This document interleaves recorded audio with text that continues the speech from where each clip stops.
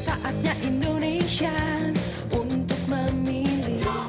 Oke, memang sejauh ini masih banyak pemerintah daerah yang belum mencairkan APBD-nya ke KPU kabupaten kota.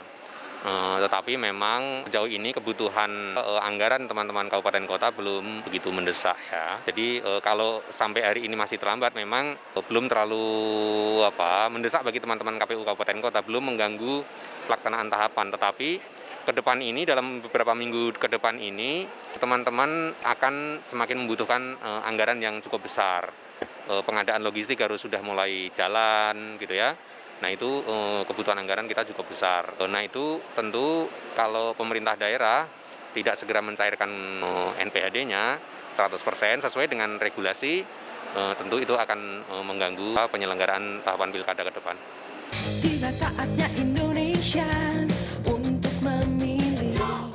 Iya, dari kalau kebutuhan logistik kita sudah rumuskan perkiraan kebutuhan di masing-masing jenis logistik untuk seluruh Indonesia untuk kebutuhan Pilkada 2020, dan kita juga akan kembali menerapkan pengadaan logistik secara elektronik melalui e-katalog ya. Mudah-mudahan dari persiapan-persiapan yang sejauh ini sudah kita lakukan, saya berharap tidak ada kendala di dalam pengadaan, kemudian nanti distribusi logistik, baik dari pabrik-pabrik nanti sampai di TPS-TPS.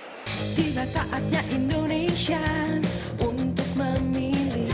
Itu sudah termasuk yang kita antisipasi, jadi tentu pengirimannya itu harus memperhatikan kondisi cuaca, sehingga seluruh kota itu nanti dibungkus plastik sebagaimana pada penyelenggaraan pemilu 2019 yang lalu. Lalu nanti gudangnya itu diberi palet ketinggian tertentu, sehingga kalaupun gudangnya kemasukan air itu tidak merusak tidak merusak logistik logistik pilkada gitu. Silakan. Tiba saatnya Indonesia untuk memilih. Kalau template kan memang nanti disediakan di setiap TPS, ada template. Itu memang bagian dari bagaimana kita memfasilitasi bagi para penyandang disabilitas agar tetap bisa menggunakan hak pilihnya di dalam pilkada. Ini bagian dari penerapan prinsip dari pemilu inklusif. Siapapun warga negara sepanjang dia hak pilihnya sudah memenuhi syarat, maka dia tidak boleh dihalangi karena disabilitasnya begitu ya.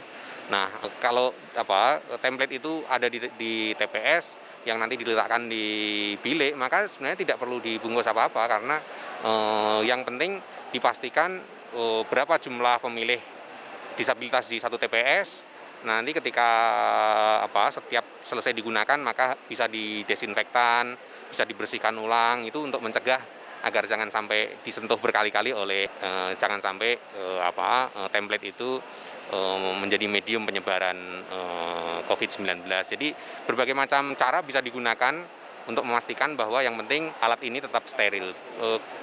Saya tidak tahu kalau dibungkus apakah nanti bisa mempengaruhi ketika diraba oleh pengguna ya.